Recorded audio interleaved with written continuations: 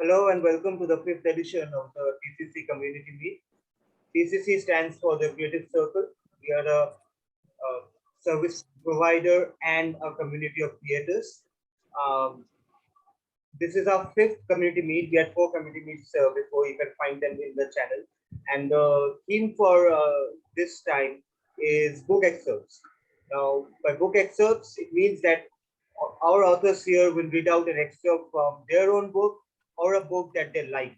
It could be anybody's book, and they will, of course, mention the author and the book, or a part of their own book. So I think we can start. Yeah.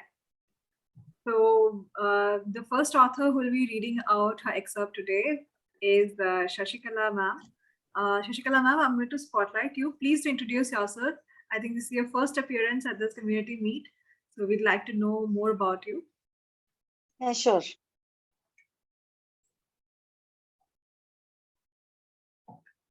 Good evening once again. I'm Shashikala Gadepally, basically from Hyderabad, but now settled in Bangalore. And I'm a retired teacher. I used to work in a school. Earlier, I used to work in colleges. And then I shifted to schooling.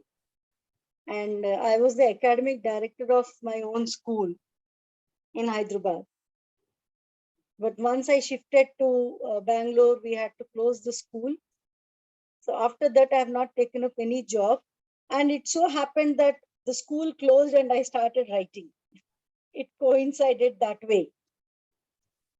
So I write stories, I write poems in Hindi and English. Though Telugu speaking, I have not attempted anything in Telugu so far. Maybe later on I'll start. I'm not sure about it. So till then, I think till last September, I think I have been writing only short stories.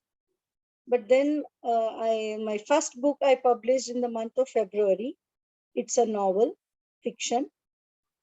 And this is close to my heart, I can say, because this was the first time I've written something like 60,000 words. So I feel quite proud about it. Though I've not been able to market it much, but I feel that that is the starting point.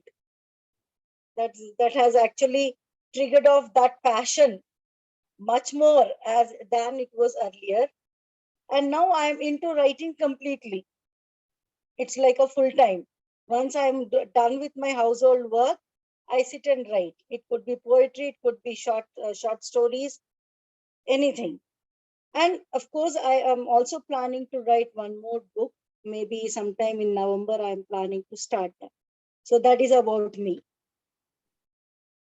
And the book that I have written, the title is The Absent Citizen, The Man Who Knew Too Much. So the title and the subtitle go in contrast to each other. The absent citizen and the man who knew too much, because certain events happen in such a way that he becomes aware of what he is or what he is not. That is the background of the story. I'm going to read out the very first chapter. It's called The Commotion. Can I start? Yes, please. Hitesh was too stunned to react.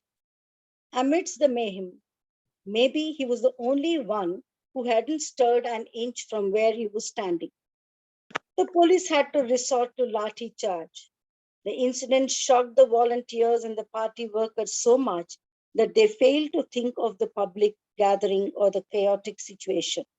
They were eager to get their beloved leader into the ambulance and rush to the Devika Rani multi-speciality hospital.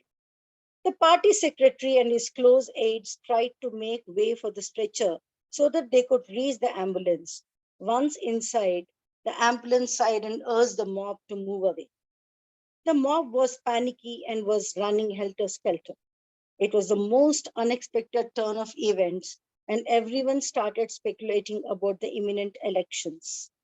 But for Hitesh, neither the elections nor the sudden illness of the leader of the opposition party meant anything now. He looked at the mobile phone again and again and quickly stuffed it into his pocket, lest someone should see the message. He sweated profusely despite the severe cold of December. So unfortunate that Sahib collapsed. Someone was murmuring, heart attack, brain stroke. Hey you, enough of your speculations. Get back home. One constable warned the ones who were guessing the leader's ailment. You there? What are you waiting for? The constable prodded the lathi into his sides. Hitesh gasped and came out of the stupor. Going, Hitesh staggered. Are you drunk? Better reach home before they impose curfew. Hitesh nodded and trudged toward the parking, almost 2 kilometers away from the palace grounds. He felt dazed. He wished he could get a hot cup of tea or at least a glass of water, but shops, chai corners, eateries were already shutting down, fearing attacks and arson by the irate mob. He reached for the mobile in his trouser pocket and pulled it out. The voicemail sent a chill up his spine. The weirdness of the incident left him with a sense of foreboding. He pushed back the negative thoughts as he parked the scooter in the garage. He wanted to ignore it, hoping and thinking it to be a wrong message, a cross connection. Perhaps it wasn't meant for him, surely. This is the first chapter. I hope I was clear enough. Yes, Audible yes, and you were. clear? I think it was wonderful. What did you think of this, guys? Sorry, I was on mute. Likes I and was comments? clapping. It was great. Pardon? It was great. It was great. Thank you. Makes me want to know what happens next. What is Yeah. that voicemail he received? Yeah, so you buy the book and read. That's what I was about to Good. say. We'll Nice, have to nice buy the book now. marketing.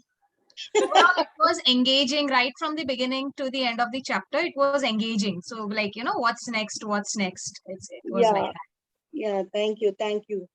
Thank you so much. Recently, my father had got the book and he was saying, how did you manage to write such a thriller? Because he has seen me only teaching English. Yeah. Okay, so who's gonna go next? Priya?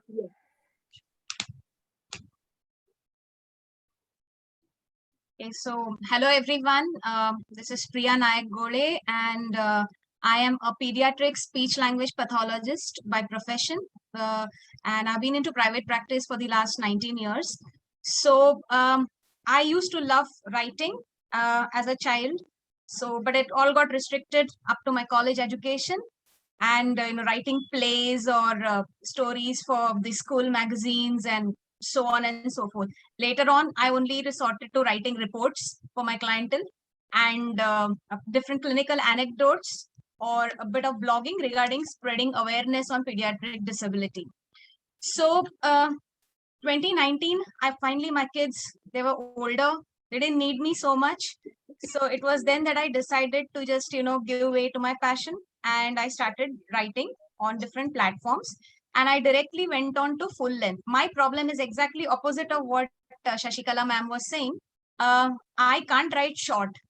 I just write pages. So that's exactly the opposite problem because I find it extremely difficult to concise material. And I do have a reader base because of the episodic stories that I put on. I write thrillers, exclusively thrillers with tinges of erotica, for which I've been often bashed around for that. So even my debut novel that happened last year, it has erotica, and I had if 90% of the readers said they loved it, I had 10% of the readers who actually wrote to me saying that how can you just put erotica in a thriller?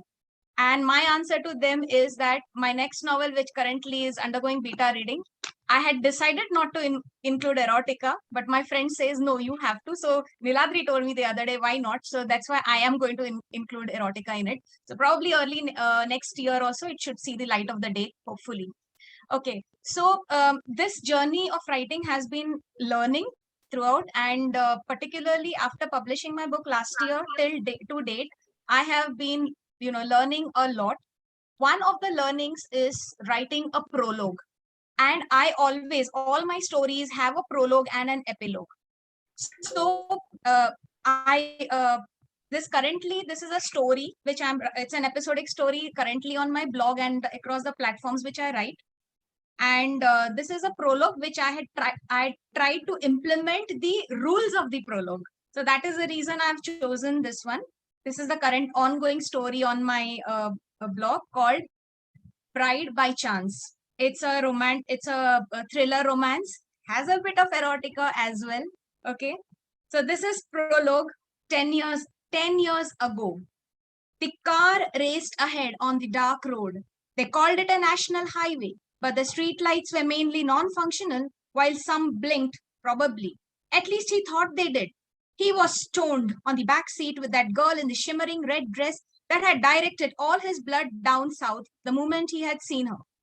He hadn't bothered to see her face in the nightclub where he had gone celebrating his coming of age. Yes, today was his 18th birthday. His friends Gyan and Ruhan had insisted on partying, and Gyan had got out his father's Audi stealthily. God bless the guy, the car was no less than the breeze. He didn't know the speed limits, and nothing mattered as his hand felt the woman next to him as she slimily moved on top of him, her tongue frolicking in his softness while his hands took a detour to a secret space. When did she join them in the car? She was just meant to be dancing. His azoba, that's grandfather in Marathi, his azoba would kill him if the old man found out about his rendezvous. The car sped and began to swerve. He was feeling giddy with his stomach filled with booze and drugs. He knew it was a lethal combination, but he needed it more than anything else. He had to forget, and that he did.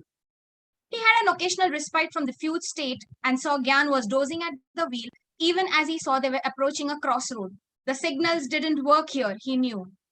Everything happened in seconds. The shimmery girl pushed him on the seat to spread herself more comfortably as she clumsied away with his Gucci buckle.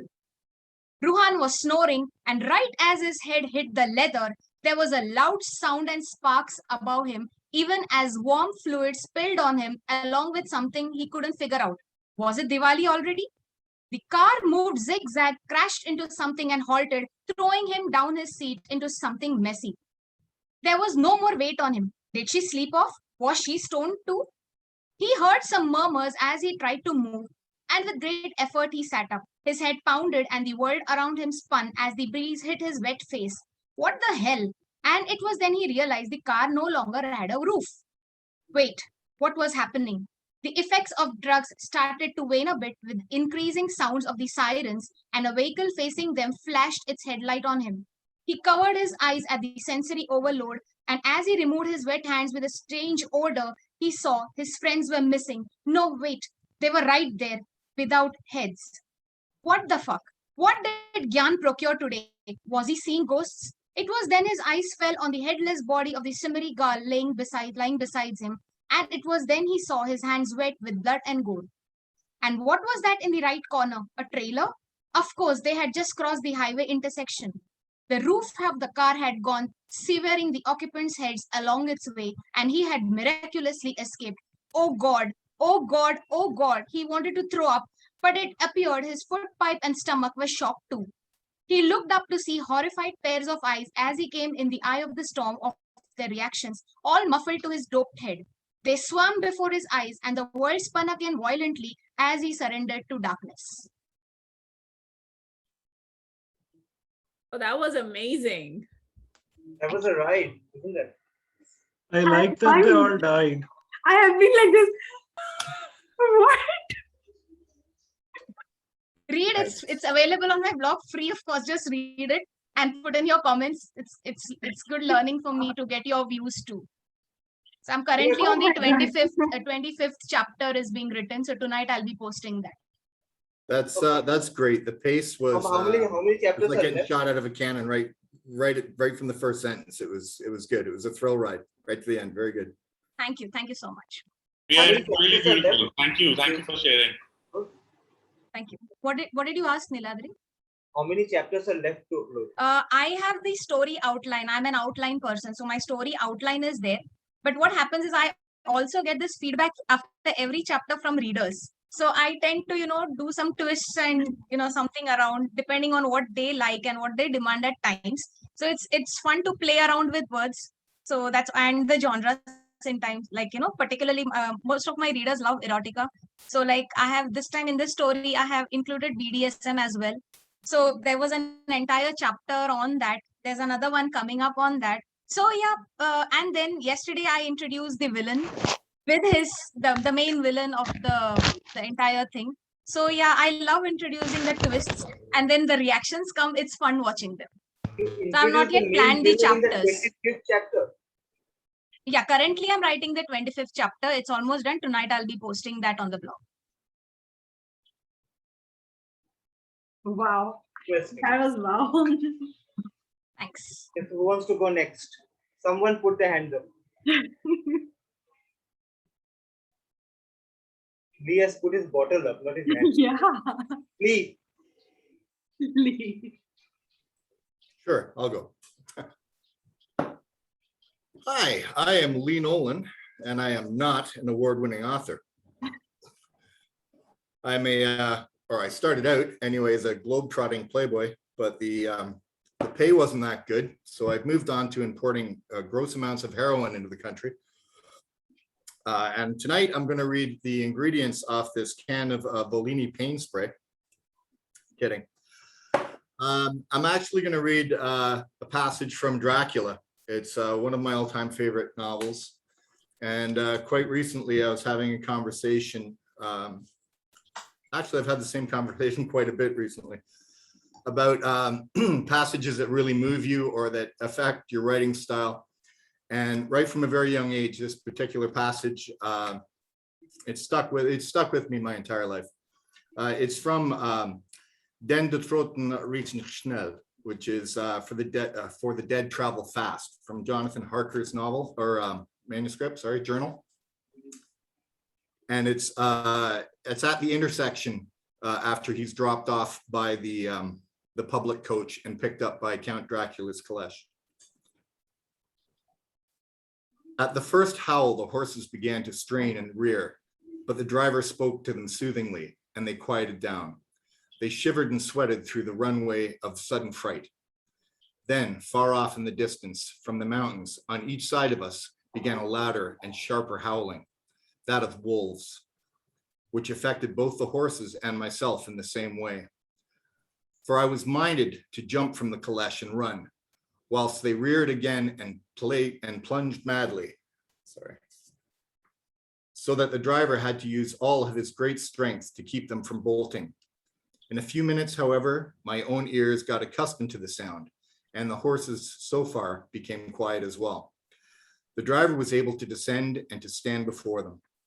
He petted and soothed them and whispered something in their ears, as I have heard of horse tamers doing, and with extraordinary effect, for under his carcass, they became quiet and manageable again, though they still trembled.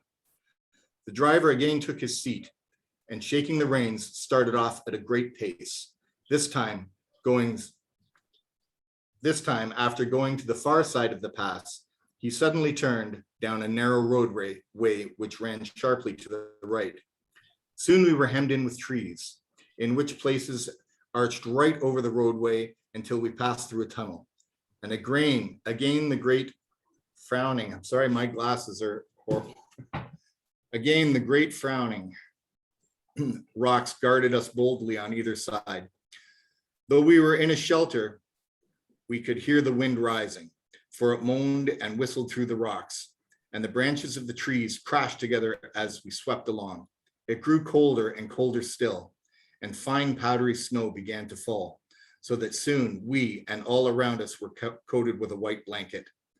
The keen wind still carried the howling of the dogs, though this grew fainter as we went on our way. The baying of the wolves sounded nearer and nearer, as though they were closing around us from every side. I drew dreadfully afraid, and the horses shared my fear. The driver, however, was not in the least bit disturbed. He kept turning his head left and right, but I could not see anything through the darkness. Suddenly, away on our left, I saw a faint flickering of a blue flame. The driver saw it at the same moment. He at once checked the horses and, jumping to the ground, disappeared into the darkness. I did not know what to do as the howling of the wolves grew closer. But while I wondered, the driver suddenly appeared again and without a word took his seat, and we resumed our journey. I think I must have fallen asleep and kept dreaming of the incident, for it seemed to be repeated endlessly. And now, looking back, it's sort of like an awful nightmare. Once the flame appeared so near to the road that even in the darkness around us, I could see and watch the driver's motions. He went rapidly to where the blue flame arose. It must have been faint, for it did not seem to illuminate the place around it at all, and gathered a few stones and formed them into some device. Bleh. Count Dracula. That was great, Lee. Have you considered writing comedy? You're quite ironically funny. Ironically funny. Yes. Yeah, I've been told that, and I can't seem to translate it to paper. I'm good live, but I can't seem to write comedy. So if you don't make an effort, it's natural, but if you make an effort, it doesn't translate.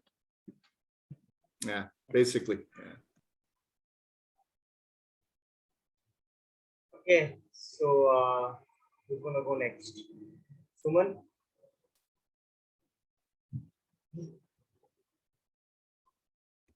Okay, yeah, sure. I'll do it. I am an author and I go by the name PB Flower, but my real name is Suman. I overshot myself, just like Preeti was saying. I just can't control when I start writing. And the first thing that I have written ended up to be a trilogy. Even after I have taken away like hundreds and hundreds of pages, it is still super long. Every book is like 600 some pages. So I just don't know how to control myself. So I'm going to be reading a small sub-chapter from the second book, which Niladri is actually going to be editing. But so I picked something up from there. My book is, it spans across several genres actually, so I don't know how to categorize it, but it's romantic sci-fi. And Priya, I just want to say something that the beta reader for my book said that my book was vulgar and I don't know whatnot, and I removed everything that was erotic in it. And so it's like I was crying like for 2 days and I just removed everything. I was like, ah. But I think I'm pretty inspired by you. You know, whatever comes from heart just comes from the heart. So you need to put it down. First write for yourself and then for the rest of the world. You're right. You're right. I was just too busy pleasing that guy, and I just hate him now. Whatever. Anyway, so I'm gonna start reading.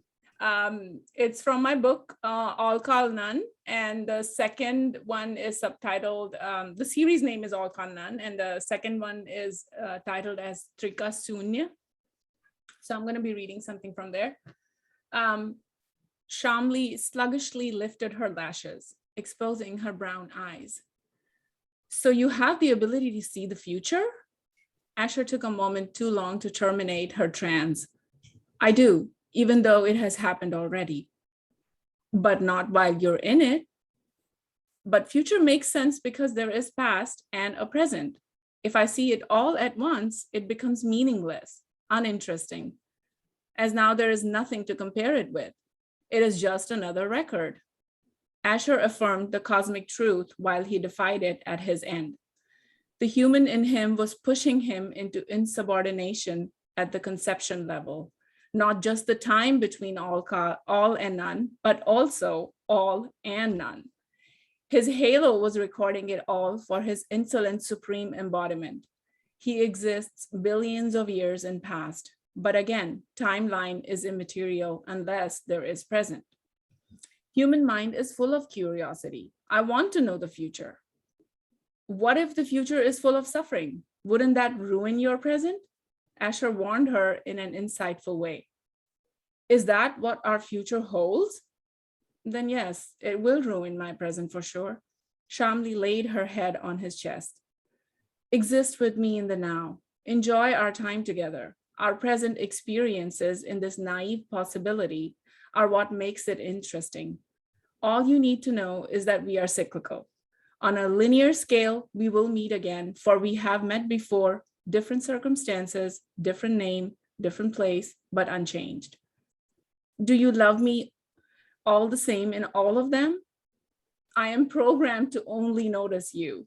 A rumbling soft laugh vibrated in him. Shamli got up. Asher propped on his elbow and sliced into her rounds with his verticals. But what if I fall in love with someone else also? Shamli knows that he can see the future as it exists in every parallel of every possibility. So it is not a what if scenario, but a definite event that has either transpired or will come to crystallize. Is it to test my love for you? Maybe, or it could be to serve my higher purpose. Then it doesn't matter. You will come to me in the end. I know that. Asher traced her chin with his thumb, trekking all the way to her full lips. He cupped her face and conquered her mouth eagerly. She molded into his body, soaking in the present moment. I will always be in love with you. Anything else is inconsequential, he promised Shamli. Perfect, she giggled. Perfection does not exist. The creator of this world is also a part of it. Flaws or imperfections around its own creation are a reminder of illusion. Suffer if that is what comes your way. Escaping is not possible. Trying the same is futile. To exist and witness is the only way to enjoy. They were locked as one in their small yet comfortable bed. Asher prized the touch of her warm skin against his cold body. Shamli laced his beautiful lock of hair in her fingers, kissing him, not realizing when they fell asleep. Thank you.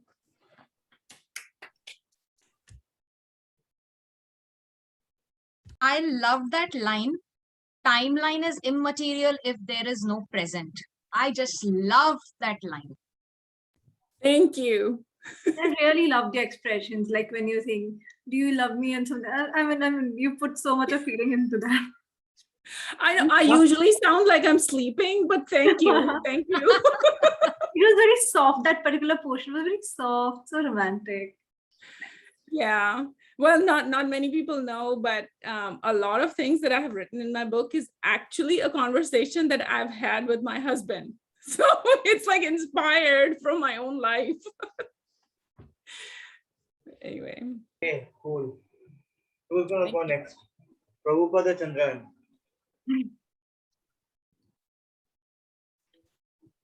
Hi guys, I am Prabhupad, not officially a writer. Writing is just a hobby. So my first book, it's a collection of short stories and poems. Unlike most of you who have written 600, 700 pages books, I am mostly into short stories. Though there's a long one I've been writing, and the first 5 chapters have been like 35,000 words. But I've kept it aside for a better time. Maybe when I take a break from work, I'll be completing that long one. That one's a romantic one, not a thriller, just a romantic book, pure romance. And this book that I've written, you cannot, it's an anthology, so you cannot fit it into any particular genre. It's got romance, it's got philosophy as well. Hope you like it. The book is called Tapestry of Life Cadences. And there's an ebook that we are in the process. Niladri is helping me out with it. So the ebook will be out by probably 10th or 11th of October. I'll share the link with you guys. Maybe you like it. So I'll be reading out from one of my favorite philosophers in the world, Krishnamurti. So it'll be like a tangent shift from what you guys have been reading, thrillers and all. It'll be philosophy. My favorite genre is philosophy, so that's what I end up reading most of the time. Not to hide the fact that my reading is eclectic and I read all kinds of stuff, but this is what I wanted to share in this particular meeting today. So I'll share my screen and read it out to you guys. Okay, so the sharing is disabled. I'll read it out from the book. So J. Krishnamurti is a philosopher whose lectures are available online in the form of books. You can get paperbacks as well. This is one of his discourses in Seattle on 6th August 1950. Someone asks him, how am I to overcome loneliness? Loneliness, it's a very common thing that most of us have faced in our lifetimes. Everyone does, even a child does. So it's a beautiful excerpt. I'll be reading out part of what the answer is. Hope you guys like it. Krishnamurti says, can you overcome loneliness? Whenever you conquer, whatever you conquer has to be conquered again and again, does it not? What you understand comes to an end, but that which you conquer can never become an end. The battling process only feeds and strengthens that which you fight. Now, what is this loneliness of which most of us are aware? We know it and we run away from it, do we not? We take flight from it into every form of activity. We are empty, lonely, and we are afraid of it. So we try to cover it up by some means or the other. Meditation, the search of God, social activity, the radio, drinks, or whatever you will. We would do anything else rather than face it or be with it or understand it. Running away is the same, whether we do it through the idea of God or through drinks. As long as one is escaping from loneliness, there is no essential difference between the worship of God and the addiction to alcohol. Socially, there may be a difference, but psychologically, the man who runs away from himself, from his own emptiness, whose escape is his search for God, is on the same level as the drunkard. What is important then is not to overcome loneliness, but to understand it. And we cannot understand it if we do not face it, if we do not look at it directly, if we are continually running away from it. And our whole life is a process of running away from loneliness, is it not? In relationship, we use others to cover up loneliness, our pursuit of knowledge, our gathering of experience. Everything we do is a distraction and escape from that emptiness. So these distractions and escapes must obviously come to an end. If we are to understand something, we must give our full attention to it. And how can we give full attention to loneliness if we are afraid of it, if we are running away from it through some distraction? So I'll skip a bit of what is written and move on to the last part. The more you're conscious of yourself, the more isolated you are. And self-consciousness is the process of isolation. But aloneness is not isolation. There is aloneness only when loneliness has come to an end. Aloneness is a state in which all influence has completely ceased, both the influence from the outside and the inner influence of memory. And only when the mind is in that state of aloneness can it know the incorruptible. But to come to that, we must understand loneliness, this process of isolation, which is the self and its activity. So the understanding of the self is the beginning of the cessation of isolation and therefore of loneliness. Thank you. But that was great. That was So great. what's the book Thank and you. who wrote it? The book is On Love and Loneliness by J. Krishnamurti. Pretty poignant. Yeah. It's thought-provoking. So this is just one article that I read. If you guys are into philosophy, then you must grab hold of this book, and you'll love his discourses. Do you know UG Krishnamurti? No, I don't. I'm sorry. Oh, okay. I am inspired by him, and he's also like he has some philosophy. They are very radical, though. So, Okay. yeah. So this is J. Krishnamurti, Jiddu Krishnamurti, if I'm not wrong. J. Krishnamurti is. Jiddu, yes, I know him. Yeah. I mean, I don't know him personally, but I have read his stuff. Okay, Chandrayan, you're up. Hello, well, I can't say good night and then good evening. I'm Chandrayan Gupta. I write things I'm sorry, not NASA. ISRO did not name their rover after me. It's just a happy accident. I write things. This is one of the things that I've written called The Rage Within, which is the second book in my detective thriller trilogy. And I wrote it while grappling with my own deep-seated issues with anger. Now, I'm not an angry person per se, but when I do, on those rare occasions that I do lose my temper, I tend to lose it beyond all reasonable limits. And that's something I wanted to capture and explore in this book. So what I'm going to read to you is in the very beginning of the third quarter of the book. I'll be fully transparent. I didn't know what else to read. My first and third books don't really contain any scenes I can read in isolation. They'd give away spoilers for the entire trilogy. So this is the only one I could think of. Now, it does require me to get into character. A little context. This is one of my central characters is one of my two central characters, Radha Bose, is narrating this. She's a woman, I'm a man. Don't let that spoil the immersion. I'm going to be reading this. There are also two other characters you should know. One is Aditya Gokhale, who is Radha's officially her assistant, but unofficially the two of them are soulmates. They don't yet know it because this is only the second book. And there's Ram, who, let's say, hurt Radha when she was a little younger, and now she has unexpectedly come face to face with him again and must now exact her revenge on him. So this is a scene at night when she has Radha has confronted Ram. She has found Ram. So here goes. My mind is astonishingly calm as I land two blows across his face and block a punch. Keeping a hold of his hand, I jab him on his windpipe.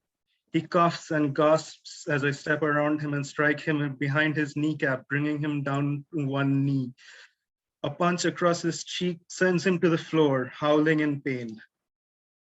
Panting slightly, I unholster my gun and point it at him. The moment he sees it, he grows silent and his eyes widen in fear. The sight brings a disturbing amount of satisfaction to my mind. I was so afraid of you, I say. I was so afraid of you for so many years, and now look at you. You're just like the rest of us, flesh wrapped around a beating heart, beating for now. He whispers, dragging himself backward until he is sitting upright against the wall. I turn the safety off, cock the weapon. He whimpers, I can't think. All I want is him dead. It doesn't matter that the shot will be heard. It doesn't matter that his body will be found. It doesn't matter that there will be an investigation. I just want him dead. I have lived in fear of him for too long. Please, he whispers again, tears rolling down either cheek. Don't kill me, please. I have a wife, a daughter. I don't care, I say. What you did to me, what you did to so many others, they won't miss you. He starts weeping. I just want this whole thing to be over with. I just want him dead. I want him gone. I realize I have unknowingly lowered the weapon. Part of me wants to keep lowering it, but I can't do that. I can't. The scream in my mind will not let me think. I cannot focus. I am stripped to my bare impulses, and right now I want the pathetic wretch of a human being in front of me to die. He deserves to die. Fuck it, I say. Raise the weapon gun again and pull the trigger. Just then someone tackles me to the ground. My head hits hard against the floor, and for a second, everything goes blank. Run, I hear a voice that is very familiar. I watch on, disoriented and helpless, as Ram gets to his feet and runs past me and out of the classroom. Shaking my head, I stagger to my feet. Someone places a hand on my shoulder and I instinctively swat it away. Turning my head, I discover that the person who tackled me is Aditya. I watch, dumbfounded and angry, as he kicks the gun away. The scream is back. I can't think again. All I can do is imagine breaking Aditya's face, and this time I don't even want to try to stop myself. Seeing my expression, he takes a step away and raises his hands in surrender. Take it easy, he says. You would have been imprisoned. Your life would have been over. Even dead, he would have won. I couldn't let that happen, okay? I care, but shut up, I bellow. And Aditya flinches. Enough. I can't take this anymore. I need to hurt someone. And Aditya has just served himself up to me on a silver platter. Taking 2 long strides, I hurl my fist forward and it connects with his face. He staggers backward, falling to the ground. I sit on his chest, pinning him to the ground and continue raining down punches on him. He pleads and cries out, but I don't care. I keep hitting him until my fists ache. And then I hit him again. Thank you. Very uplifting, cheerful passage that I just read. Wow, I got lost in the moment. I need a moment to reorient myself with where I am. Let me tell you why I like it. For me, I write a lot of fight scenes, and they're difficult for me because I tend to run dry. Well, it doesn't matter why they're difficult for me. What I love what you've done is I don't recall ever reading a fight scene with so much inner monologue woven into it. And I think it was absolutely brilliant the way you did that. It didn't lose any impact. The pace didn't slow, and yet you still viewed it through the eyes of the person that was the attacker, which I thought was it was brilliantly done. Really, really well done, Chandrayan. Thank you. Thank you. This scene is actually a special one to me. I don't know why, but I have a handful of scenes from the entire trilogy that I just love. And this is one of them, even though in hindsight, I could have written this much better, the editing. But yeah, I loved it. I love writing it. That is But intense. the minus point is I have to be in character whenever I write. This is whenever, 24/7, whenever I'm writing, I have to be in character. So once I'm done, I need some time to, reorient myself.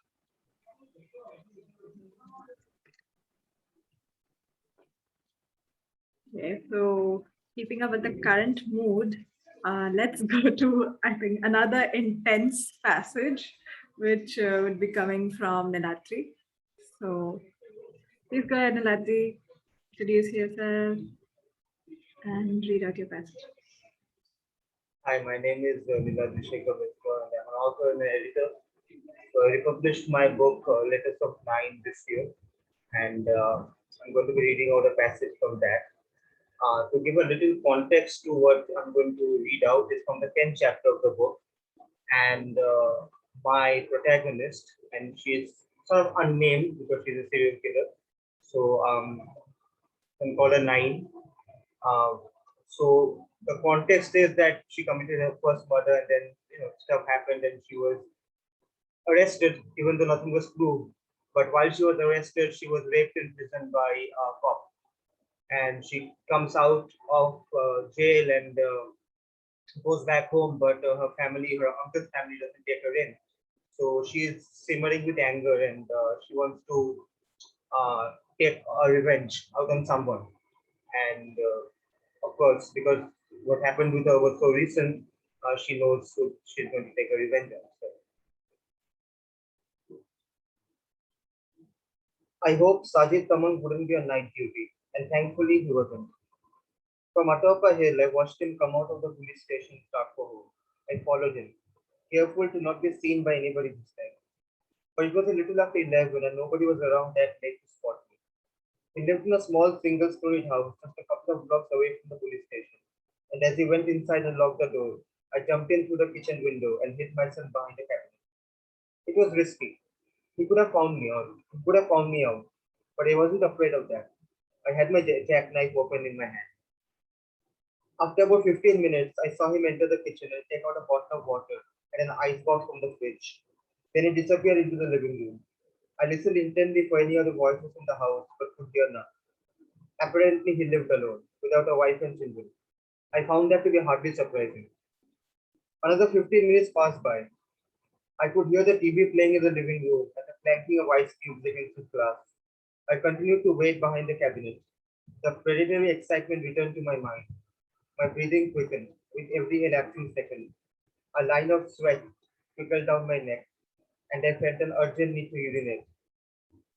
The exhilaration in my nerves was familiar to me. It was the same feeling that I had while stalking Alicia, but something was different. Alicia didn't pose much of a physical challenge to me.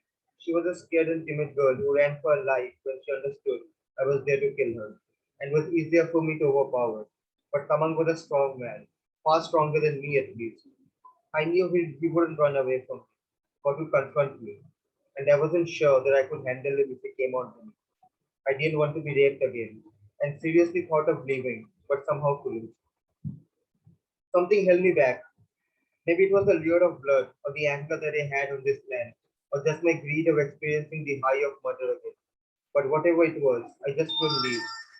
I had to finish what and who I had to come to finish. The night deepened, and Tamang continued to watch TV and news. My hiding spot offered me very little space, and I was literally cramped up between the back of the cabinet and the wall. My body, which was already ravaged by the sexual and physical assault of 5 days ago, began to ache up, and hunger made my head feel dizzy, and I badly needed to take a leak. Just then I heard him go into the bathroom. This was my opportunity. I sprang out from behind the cabinet and sprinted into the living room. It wasn't a very big room, but we had quite a big sofa in front of which there was a center table, and the TV set was kept up on a small shelf about 6 feet away. Other than that, there were no other furniture in the room except for an iron trunk in a corner. I knew I didn't have much time, and so I quickly crouched behind the sofa. But before doing so, I reached out and grabbed an empty bottle of soda. At the same instant, Tamang came out of the bathroom. My heart almost ascended to my throat. I had taken the soda bottle on an impulse, but on second thought, it felt like a bad decision. What if he noticed the bottle missing and searched for it? He would surely find me, and I didn't want that. I knew how defenseless I would be in his grasp, but thankfully he didn't notice it. He turned off the TV and fell back on the sofa with a yawn. I waited for 5 minutes before slowly raising my head. The back of his head was directly in front of me. I tightened my grip on the bottle, took a deep breath, and crashed the bottle on his skull. He screamed a curse and viciously turned around. His eyes widened as he saw me. You bitch, he yelled. How dare you? I froze. Even though he was bleeding, he showed no signs of weakness. In fact, he seemed stronger. He came up to me in a flash and grabbed my throat. I quickly took out the jackknife from my pocket and inserted it into his groin. He yelped in pain and let go of my throat, but before he could recover from his second injury, I inflicted a third one on him. I took out the knife from his groin and reinserted it into his neck. He stumbled back and, unable to keep balance, fell on the floor. I picked up a handkerchief that was lying on the sofa and gagged his mouth with it. Then I went back to the kitchen, brought back a rope, which I had seen earlier, and tied his hands and feet. After that, I retrieved the knife from his flesh and lodged it into his right eye. His screams were muffled by the gag, but in the intensity of them and his uncontrollable writhing gave me quite a good idea of the pain he was going through. I wished he had an idea of the joy I was feeling. I sat down beside him on the floor and gently patted his bald head. Do you think I killed Alicia? I asked him. He shook his head vociferously, thinking, perhaps, that I would spare him if he upheld my innocence. I don't give a fuck what you think, I said. I just want to kill.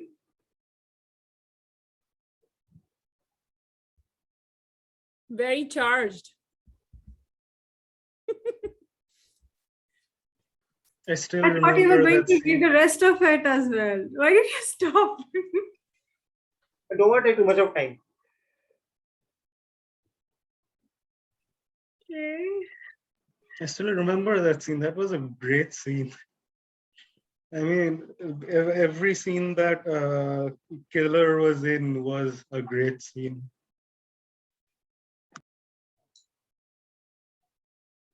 If for those who haven't read the book, this entire sequence ends very beautifully by the way. Yeah, it does. They got married. Yes, they get married. And there were Did flowers. he just spoil it for us? No, he didn't. Oh, okay. Beautiful No, garlands I don't made of think there's a roses. marriage. Priya, if you could just turn on your video for 1 second. I think everyone has turned on the video. I need to take a picture right now. Niladri, stop I drinking. have a bandwidth issue all of a sudden because my sons are all on their PCs and everything. All of a sudden the bandwidth is concise now. Okay. Niladri, look up, look up. We are taking a picture. Okay, I think we are done. Yeah. Go ahead.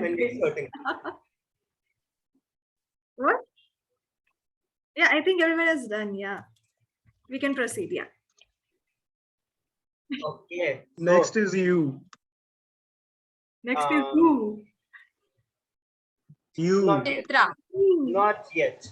Not yet. अच्छा मुझे last के लिए संभाल के रखना. We are going to go to Yakub sir.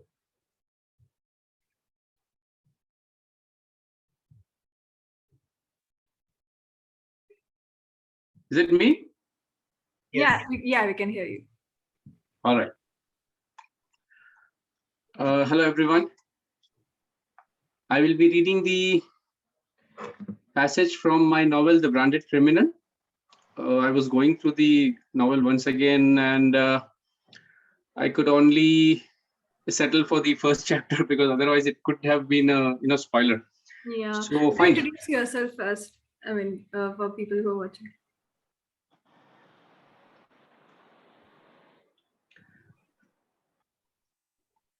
Shall I begin? Yakub sir, please do introduce yourself a little bit. A little something about you. Sure. Hello, everyone. My name is Yakub Totanawala. I'm a Bangalore-based entrepreneur, and The Branded Criminal is my first thriller, and it is available as ebook, and soon the paperback will be released. So here I am presenting you the short passage from the first chapter, that is. The chapter name is In Search of Peace. This is the beginning of the novel. The novel begins with a nightmare. It's a cliche, I understand, but the story depends on this dream a lot. So here we go. Do not destroy what you cannot create. I remembered my father's lesson as I gazed at the baby who sat on her bottom, licking a bar of chocolate. Yes, creation is marvelous, and so is a human being. The breeze hummed a love song, and the baby's soft and curly light brown hair fluttered, signifying freedom. Her pinkish complexion, plump cheeks, and chubby hands provoked universal love. The baby relished the sweet, which was now smeared on her tiny hands and sleeping suit. I imagined her lips as the base, nose as the pillar, eyebrows as the beam, and eyes as the scales. I held up her ponytail, and she mirrored the scale of justice and equality. She lifted her head and glanced at me. Her blue eyes sparkled like gemstones. One eyeball reflected the universe, and the other eyeball, the earth. My heart pumped peace. I raised and slowly moved my finger and touched her spongy arm. The feel of her silky skin sent a tingle through my body. The sight of her put a smile on my face. The chubby girl raised her fists and thumped them on her thighs and giggled. She lifted her hands, waving at me to pick her up, embrace and cuddle her. My heart pounded. Whoosh! A fireball came and smashed into her. I threw my hands in the air and jerked backwards. The demonic flame wrapped the baby and set her aflame. She trembled, staring at me with haunted eyes. She screamed so loudly that her wails hit my eardrums and pierced my mind. I stared at her, but felt powerless to do anything. My heart pumped pain, and my body stiffened and shivered. The fire leaned towards me and shrieked a horrifying laughter. I shut my ears. The fireball flew away with the burning baby. No! I screamed and sat up. I put up my hand to my forehead and felt it covered with sweat. My assistant Shankar and a few staff members dashed in. I sat trembling on my bed, gasping for air. Shankar rubbed my back and directed a staff member to fetch water. He checked my blood pressure. What happened, sir? I felt as if bombs had blasted inside my body and paralyzed my thoughts and reactions. I clutched my heart and covered my mouth. Sweat trickled down from my forehead to my neck. A hammer banged my head and the room whirled. You saw the nightmare again? Relax. You are resting in your private room in the office, said Shankar. I gulped. Shankar held me and I leaned on him, shivering. He fed me water and sprinkled it on my face. In a few minutes, I had stabilized. I sipped a lime juice, which he handed me, and signaled them to carry on their work. It's raining. Visit your heaven after it stops, said Shankar, and closed the door. I wiped my sweat and curled up on my bed again. The nightmare that haunted me at night had begun to terrorize me in the daytime too. 15 minutes later, I dressed up and stepped into my office. A big board of my business name, VC Builders and Developers Limited, covered an entire wall. It always filled me with pride and also gratitude to say this, because when Bangalore had the software boom to become India's Silicon Valley, I was there. I entered this field and through hard work, sailed the adversities of life to succeed. Now, I threw myself into the posh leather chair and held my head. No medication would ease me, except Lal Bagh Botanical Garden. I puffed on 2 cigarettes, but the fire within burnt. My past reflection consumed me and spoiled the taste of my coffee. I pushed the cup away, loosened my tie. The chair felt like a bind, and I turned it around in circles. The remote slid open the blinds, and through the foggy window, I observed the misty weather and swaying trees that ignited my intellect. I slumped as questions brimmed in my mind. What is the purpose of creation? Who are we? Where do we belong? What is our power as an individual and as a human race?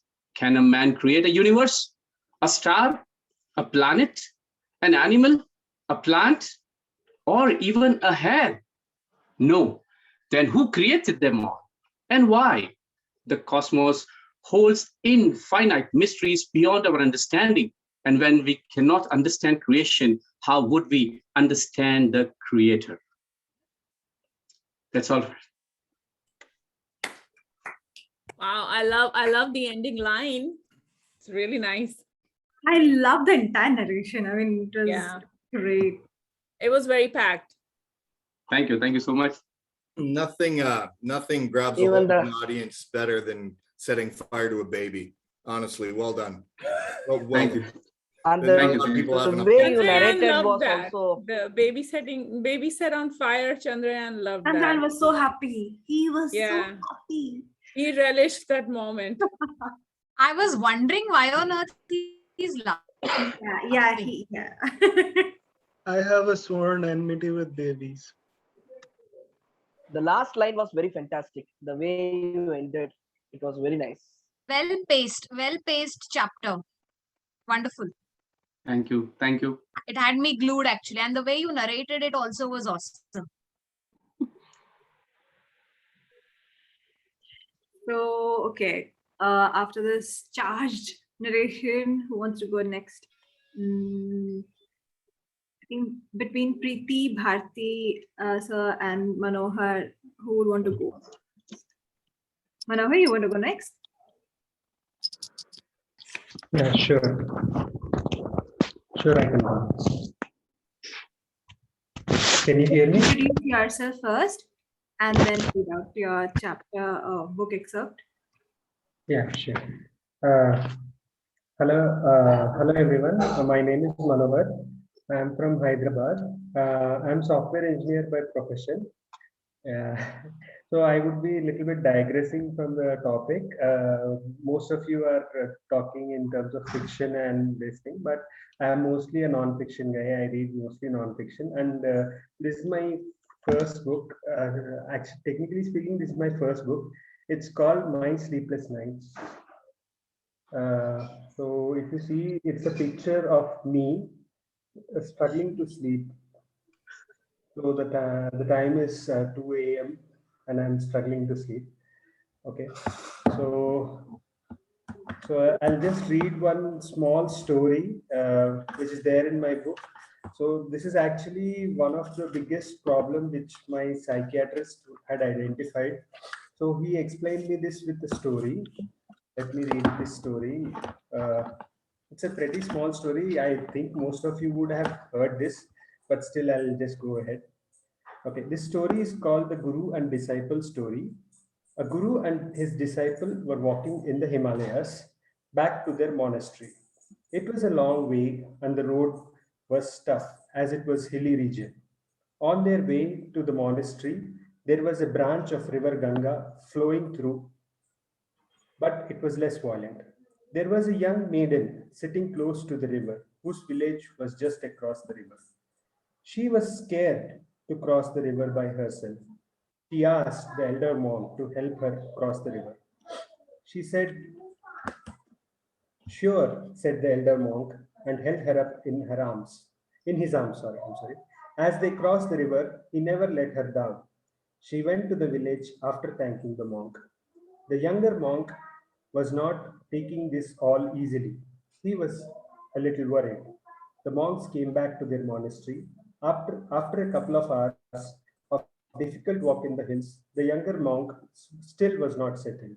Sensing it, the Guru asked him what the matter was. The disciple said, "Master, we have sworn of not touching a woman, but you carried a woman in your arms.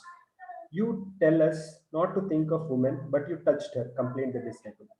Guru said with a smile, "I carried her across the river and left her on the other side, but you are still carrying her in your mind." The correlation with the story is, like the disciple in the story, I was still carrying the worry of sleep, and I was still worried that I was not sleeping properly. Wow, that was so concise and so deep. Very good. Thank you.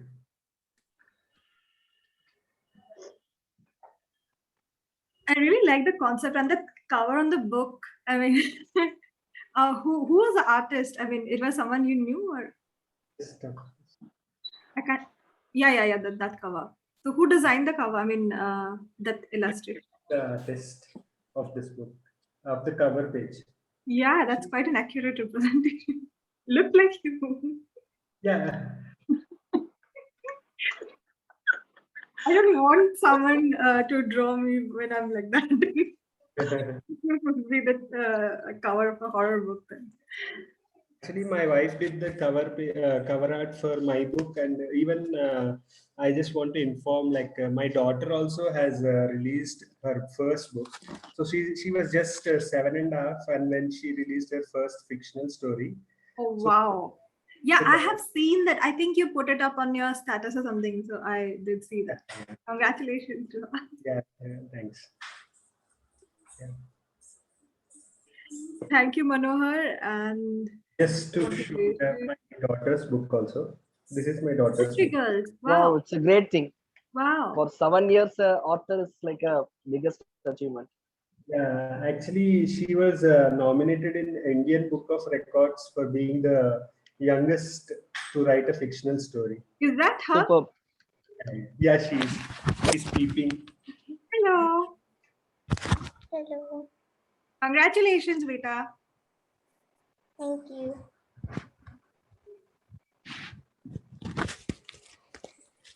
Thank you, everyone. Okay, thank you, Manohar. And okay, moving on. So, Preeti, would you like to go next? Yes, I think till now it's been, I'm enjoying all the readings till now. And I think the young girl, I think she's the highlight of today. Yeah, she is definitely.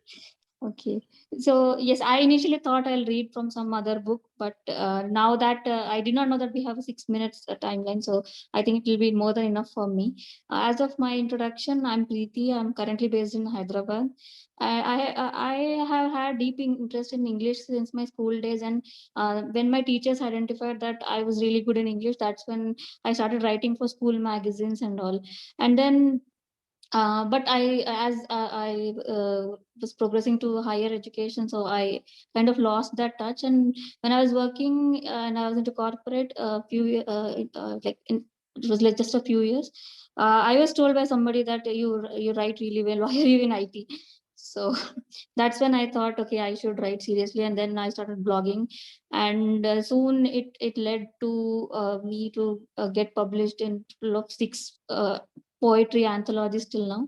I'm more of a poetry person. I like to write in a way which hides the exact feelings that I have. I'm not a story person. That's why I'm really amazed when I see all of you.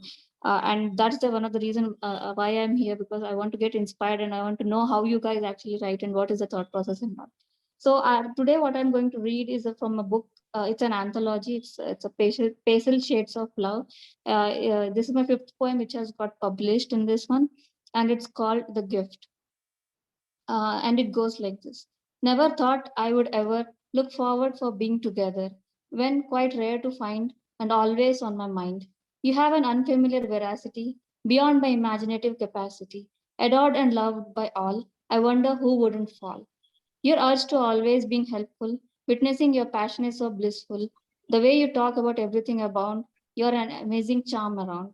Your unperturbed nature, amazing people to only nurture. Your simple and lovely smile can make anyone's day in a while. That unique unbridled warmth, of which there is so much dearth, your unrestrained, unconditional care, I wonder, can it be found elsewhere? Such genuineness is a rarity, such is also your simplicity. Truly a wonderful gift from God for each one of us around. Yes, that's all. Thank you. Oh, it's a beautiful. Thank you so much. Definitely a beautiful piece. Very nice explained.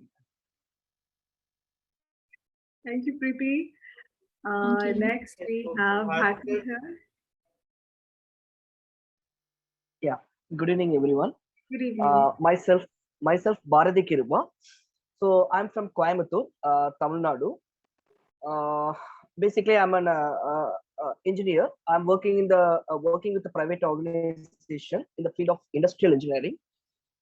I've written 3 books so far, but I'm not a fiction writer. I used to write books on like life sciences and other things, which is my area of interest, which I felt actually. So this is my 3rd book, Self-Confidence, The Mirror to Indicate Yourself. So I just try to write some articles on how self-confidence can influence our life, how it is very connected to every moment of our progress of day-to-day life. So with this thought, I wrote this book. I'll try to read one of the article, The Power of Positive Thinking. A positive thought is a character inbuilt in our DNA and our subconscious mind. It is a natural habit for all human beings. That is the reason still everyone is happy. We go to sleep with a feeling we will have a fresh morning. We call a person on his mobile anticipating a positive thought that he will answer the phone call. We go to a shopping mall thinking the necessary product for us shall be available there. Everywhere, we feel the necessity of positive thinking. A strong correlation exists between positive thought and self-confidence. Both must be developed within us. Self-confidence can be considered directly proportional to the power of a person. Self-confidence gives us a thought to convert any situation to a positive scope in our life. Self-confidence gives us the power to face any issues, resulting in happiness in every part of our life.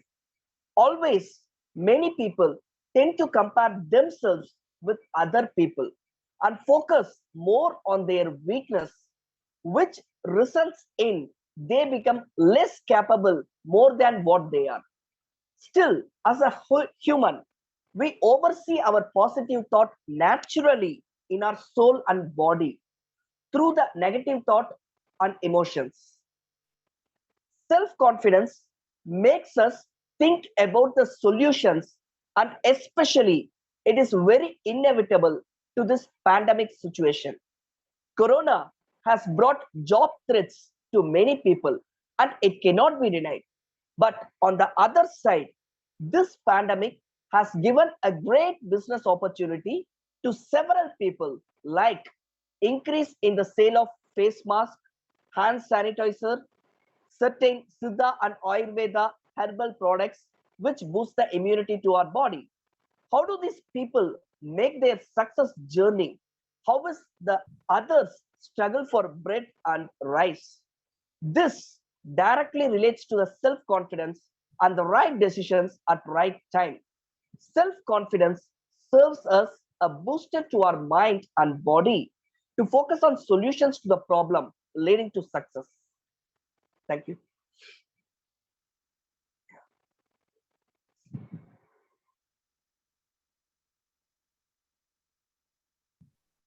That is so motivating. I mean, Thank you, ma'am. yeah, I think you give motivational speeches as well, right? I mean, you've been invited to so many places. Yeah, sometimes to colleges I have gone. Yeah. One thing I've always noticed about Bharti sir is that whatever he writes is still relevant to the times. You know, even before the pandemic, he wrote something I think was also very relevant to the current times. So he's always dealing with current affairs, and that's pretty amazing. Thank you. Okay, so there's only one person left. Okay. Chitra. Yeah. So, hey everyone, I'm Chitra Padmana. I'm a scientist, a dancer, and I'm currently serving as an assistant professor in chemistry. My debut novel released in March this year, and it's called Linger When You're Gone, and it landed second place in this year's Amazon's Pen to Publish contest. So this is the cover. I don't know if you can see this. It's quite a blood. Okay, just wait. Okay, I'll show you the cover some other time. So the passage that I selected for this time, I mean, I had selected a different passage, something, you know, more of action, something of horror, but then finally I decided to go with a particular excerpt, which I think is important for three reasons. The first, because it's a lot of character development. It has a lot of insight about the main two characters, Roy and Miris. And the second reason is because of a particular song. This particular song, my grandfather used to sing it, and it was his favorite song, and I somehow incorporated it in this chapter, and it's quite integral to the story. And the third reason is that because of the song, I mean, a person who's very close to me, when he read this entire chapter and he finally finished the book, this particular chapter, the song also appears in another chapter. So when he read this chapter and the final chapter as well, so he said that I would like to hear the song from you before I die. So I mean, I would like to hear this as the last thing before I die. So for me, this particular chapter is very important. So here it goes. So the context here is that Miris, who is my protagonist, she's cut herself a little, and Roy is sort of applying ointment on her wound. He opened a bottle of ointment and started to apply it on my wound, his thick eyebrows crunched in concentration. Then he looked at me with a strange desperation in his eyes and said, "You're all that I have now. My family is gone. Biological, foster, all gone." I held out my arms for him and he fell into my embrace, kissing me with that fever in his eyes. I pressed my hands against his chest and gently nudged him away. Today I wanted him to talk more about his childhood. "Do you miss them?" "Who?" he mumbled against my lips. "Your family?" I asked, a little uncertain. He gave a short bark of laughter, and as he stopped for a moment, his eyes growing hard and glazed, as they always did when he talked about his past. "Which one? The one that adopted me and then forgot the unhappy child as they waltzed around in marital bliss? Then died in that accident, leaving all this useless property in my name? Roy." Or my biological family, he continued, his face growing taut with anger. The one that let the abuse happen, letting me cry myself hoarse with sores on my body. And he paused, unable to say any further. I rubbed his arms to calm him down. I know, honey, even my parents, they never really cared about me. I was the unwanted child that somehow became a pawn in the manipulations of each other. And then, when it got too much for them to handle, it was so easy for them to think of ending it all. That fire, I closed my eyes as my throat tightened. They tried to, she locked me and I couldn't go on for a few moments. Why? We were just kids, Roy. We didn't deserve to be brought into this world and then broken irreparably. He looked at me, his eyes turning speculative. You know the fundamental problem with these kinds of people, Miris? They do not fear of repercussions of a broken bond, of not loving back the people who care for them, who need them. I swear, Miris, if there's any bloody way I can make people afraid of the wrongdoings, I will. A shudder went through me at the intensity of his words. For a second, I saw something inhuman within him. I wanted my Roy back. I nestled into him, my heart aching for the suffering he'd had to endure as a kid. I'm sorry, darling, it was bad. You faced all of it so bravely, but it's over now, and we have each other. Don't let any of it affect your thoughts. Oh, shut up, will you? He snapped. I looked at him in wounded surprise, because I'm kind of busy here, trying to make love to my rather talkative girlfriend, he said, his smile suddenly flashing white against the copper of his skin. One moment I was admiring how his olive green shirt complemented his skin tone beautifully. The next he'd flung it off as he wrapped me in his arms. As he impatiently trailed a furious line of pecks along my neck, I was struck again by how similar our bodies smelled. If I was made of smoke, the rich leather tones of his aroma blended into me seamlessly, like a single essence divided and poured into two souls. He was the one person in the entire world with whom I had never felt conscious of my hyperosmia. For me, the scent of him wasn't just about smell. It was my world, it was my home, a surrender of my entire being. My love for him was a healing prayer for both of our souls, a predestined entanglement of two dark fates that held the promise of a dazzling dawn. Somewhere in that frenzy, I realized that he had diverted attention from the topic. But by then, my senses were too fogged with his intoxicating smell to pursue it further. Later, as I traced the outlines of his bare-toned chest, he sang me a Bengali song he remembered from his childhood, the rich notes of his voice beginning on Diner sheshe ghumer deshe ghumta porai chhaya. The veiled shadow of the day embraces the drawing night. I had heard it enough times from him to know the lyrics by heart, along with what each line meant. He told me how it was the one thing that connected him to his Bengali roots, the song sung by his ailing grandfather, who used to fondly call him Roy Babu, his companion in suffering and neglect at the hands of his biological parents. I shivered, not wanting to hear the rest of it. By the time the song ended with the sad refrain,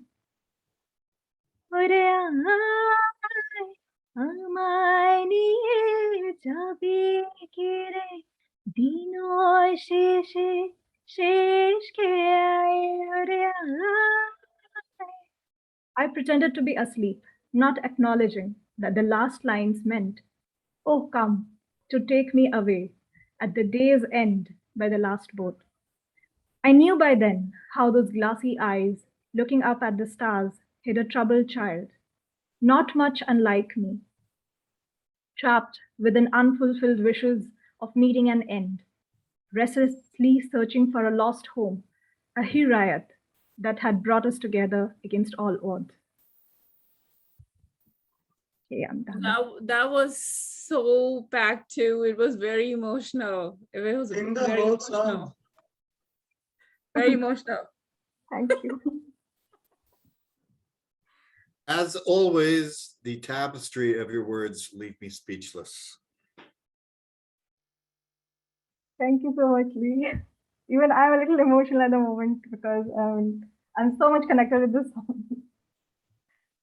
You have a beautiful voice. Thank you. She does, doesn't she? I keep on telling her that. Very, I think very, Chitra very madam, you beautiful. can add your tag along with dancer, singer also you can add.